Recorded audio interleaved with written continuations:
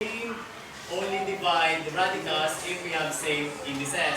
But if we have different indices, we must get the least common index of the given radicals.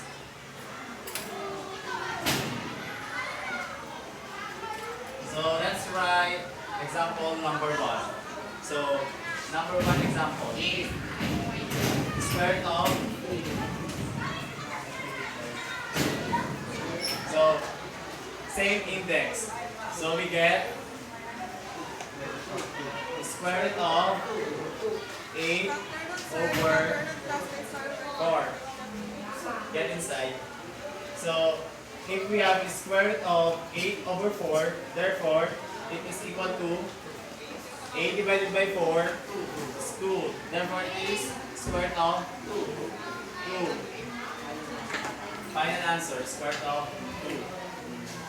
What if we item number 2? The square root of 1.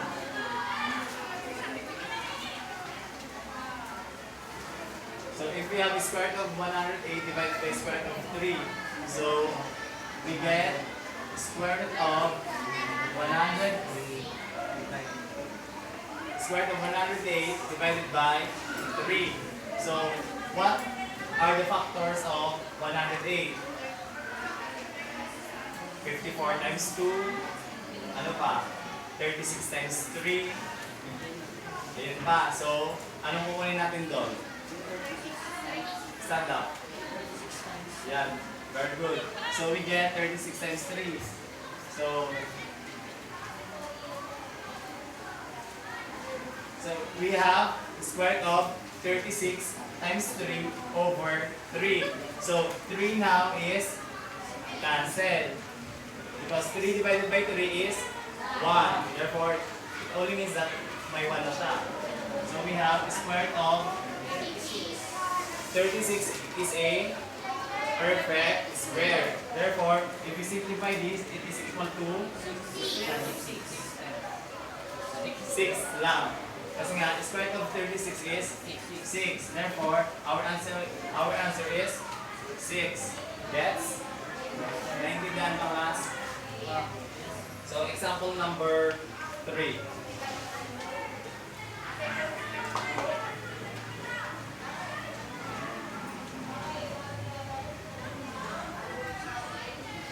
So, 4th root of 30 divided by 4th root of 5.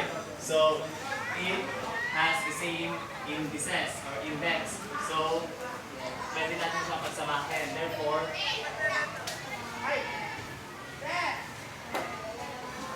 so we get 4th root of 30 divided by 5. So, what are the factors of 30? 6 times 5, 15 times 2, then 30 times 1. So, ano ang kukunin natin? Stand up. Good afternoon, teachers. Good afternoon, classmates. Or I'm Very good. coming. Get inside. So, we get? Yeah, very good. So, we get 6. We get 6 times 5. Therefore, 5 over 5 now is cancelled. Therefore, our answer is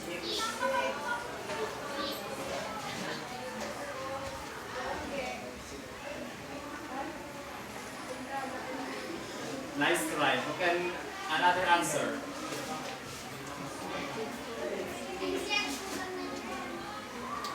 Yeah, very good. Afternoon, teachers. Good afternoon, classmates. 4th root of the square root of 6 times 5 over 5 is equal to 4th root of 6 because 5 now, 5 divided by 5 is 1. Therefore, it is equal to 4th root of 6. That's right. Example number 4.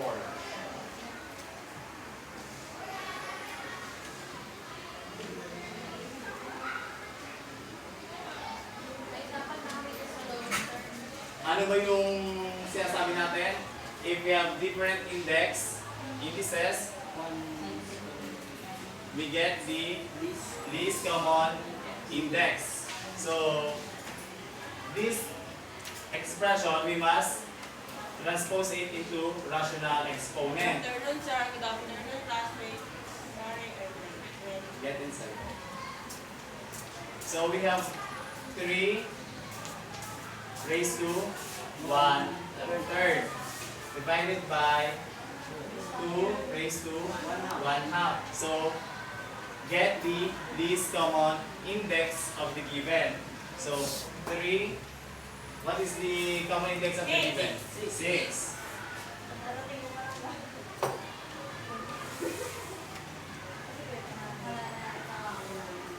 So 6 divided by 3 times 1, so 2.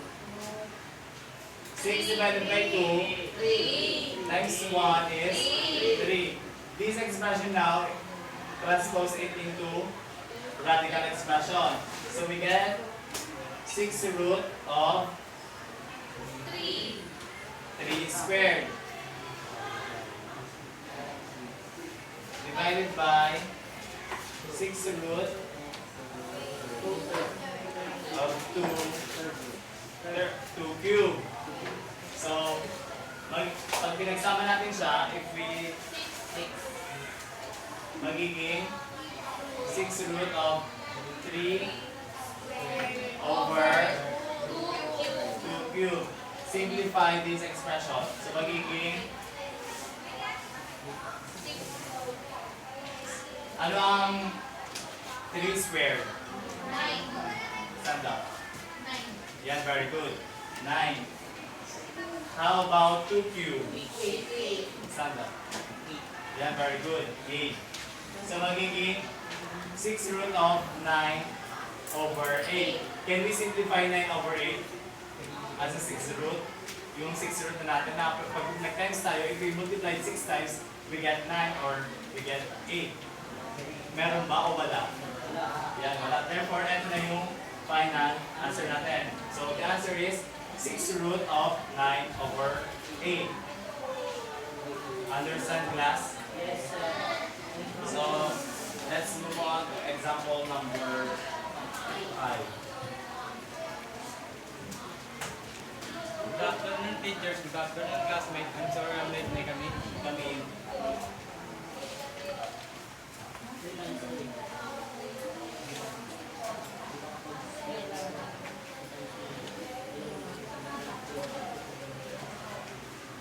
Ano yung given natin? Look at the read. Sino gusto magbasa ng given? Yung stand up.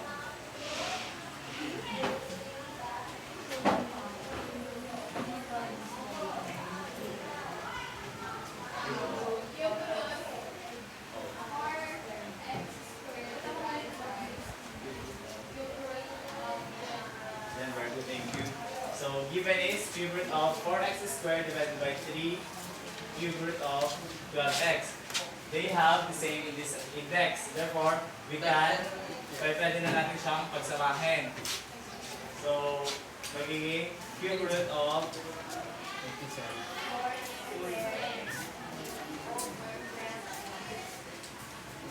4x squared over 12x.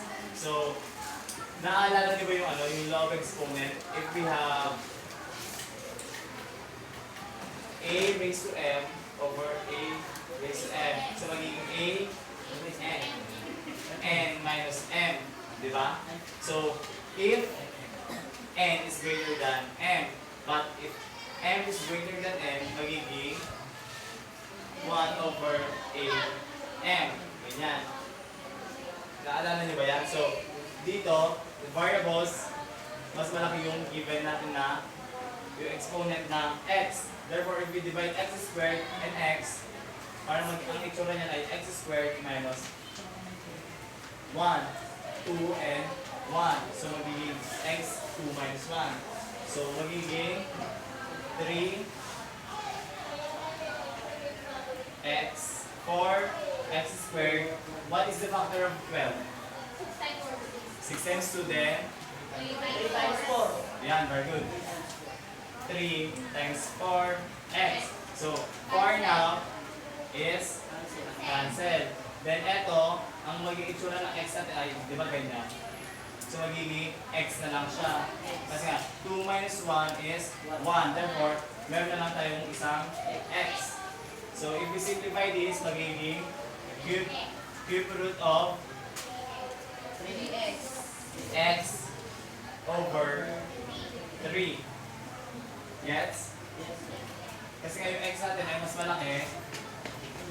So, nasa taas siya. Hindi siya pwedeng ilagay sa denominator kasi nga, di ba, according to the law of exponent, if the exponent of the numerator is higher than the denominator, mag-stay siya sa taas. Therefore, ano yung x? So, given na na-cancel natin yung 4, etong x na rin. Therefore, yung 3 nasa baba. Therefore, the exponent ay the result is cube root of x over 3. Saan ang galing yung X? Because pinansel natin. Etong x na to. Di ba sabi nga natin sa law of exponent, pag mas malaki yung degree yung nasa numerator natin, na stay siya sa taas, di ba ito? Nagkakaroon siya ng minus, therefore, x squared minus 1. So magkakaroon lang tayo ng x sa taas. Pero pag ang given naman natin ay given natin na x lang nasa taas, given na x over x squared naman yan, ang x na lang natin ay nasa baba naman. Kasi mas malaki yung degree ng x natin sa baba. Gets? Yes, sir. Yeah. Ulit.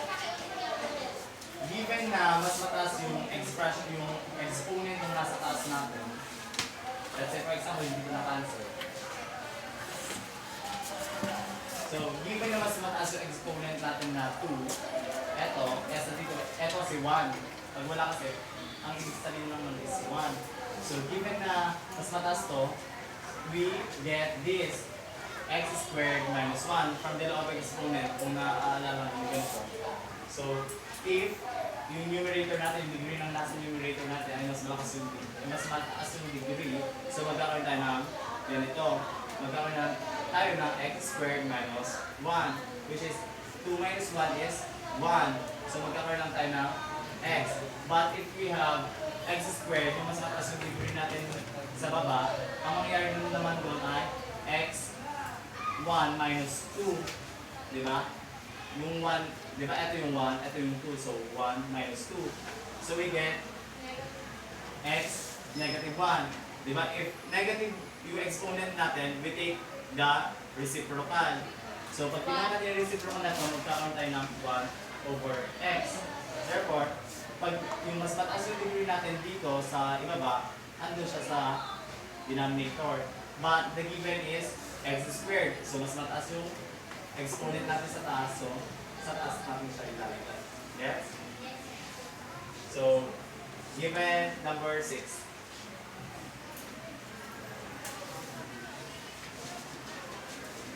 Divide cube root of 56x squared by cube root of 2x raised to 4. So, pag sinimplify natin to, parang ang itsura lang yan is cube root of 56x squared.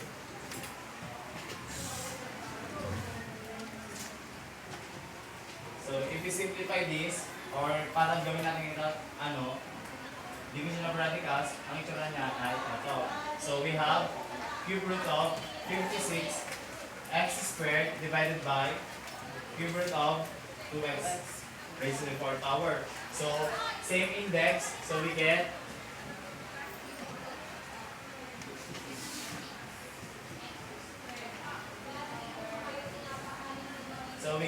cube root of 56x squared over 2x raised to 4th power.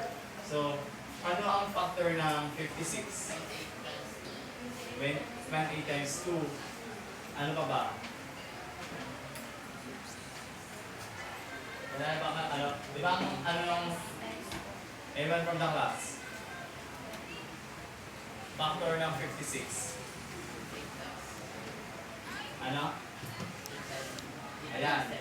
Yeah, very good. 8 times 7, pwede rin 8 times 7 because 8 times 7 is equal to 56.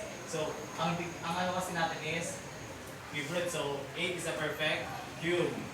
So, pwede natin gamitin yung 8 times 7. So,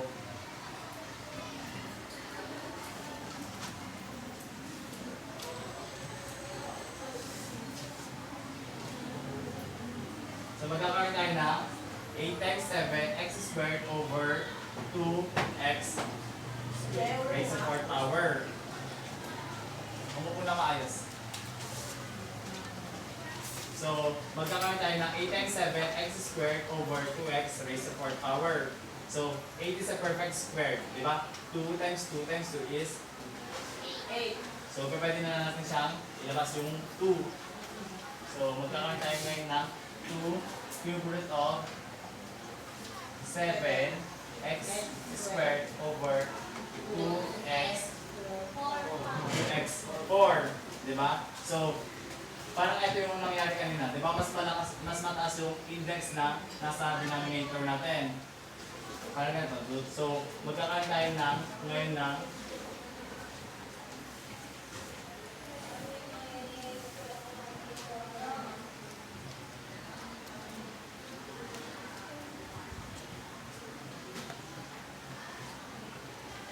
para hindi na naman dito, magiging x squared, di ba? Magkakaroon tayo ng 2 cube root of 7x squared over 2x squared times x squared. Pinactor ko na lang yung x4. Kangin. So, pinactor ko na lang yung x squared. So, magkakaroon tayo ng x squared times x squared. Para makancel tong x squared natin doon. Gets nyo ba? Nakuha nyo ba? So, i-pinactor ko yung x4 doon para makancel natin yung x squared. So, ang naiwan na lang ay hindi ko na isusulat. Squared. 2 cube root of 7 over 2x squared. Wow. So, ito na yung sagot.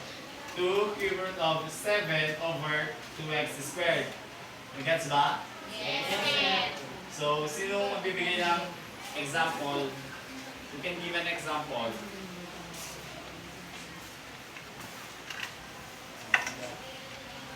Bigyan ng example. Example lang, hindi yung sasagutan.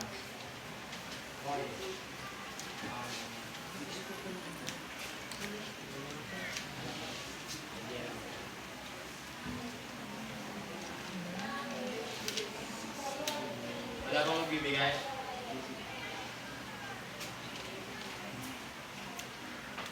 So, ako na lang magbibigay.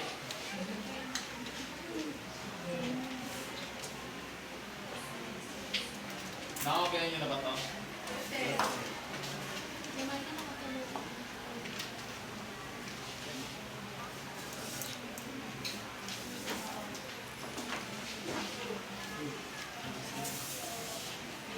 So, what if meron tayo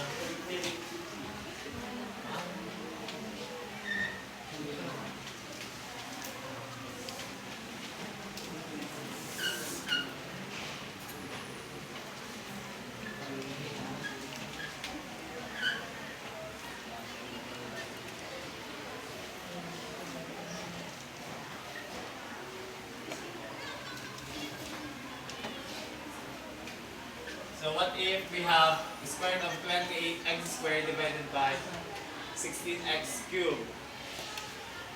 We can answer on the board. Same index naman siya eh.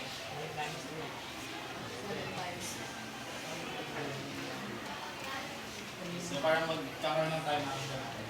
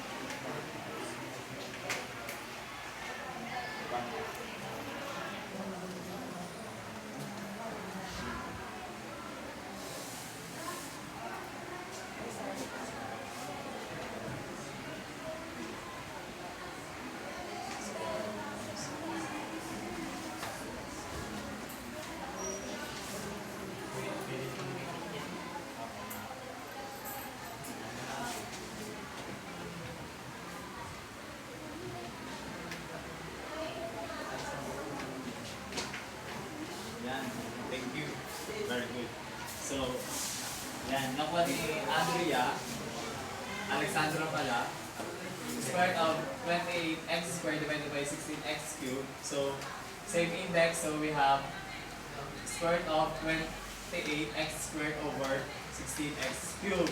So, 28, ang factor kasi ng 28 is 4 times 7, yun yung kinuha niya. So, 4 times 7, x squared over 4 squared x cubed. Yes, So, parang XQ. 16, ito? Ito kasi 4 times 4, di ba? So, parang 4 squared ay equal lang siya sa 4 times 4. Di ba? Pag may square tayo, yun yung indication natin na twice na itatimes natin yung base. So, magkakaroon tayo ngayon na 4 squared, which is yung 4 ay perfect, squared din, which is 2 squared times 7x squared over 4 squared times x. So, inilabas na yung mga perfect square, which is yung 2 tsaka yung 4.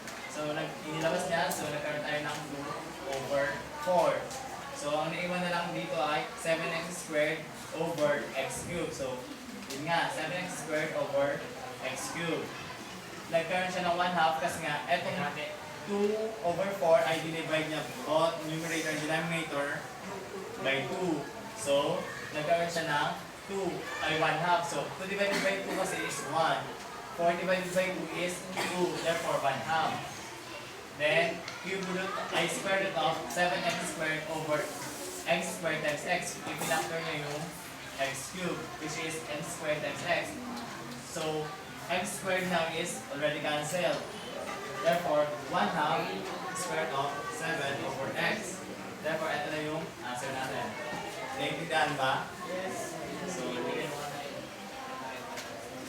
try to solve this on 1/2 sheet of paper. Dapat ito lang ito.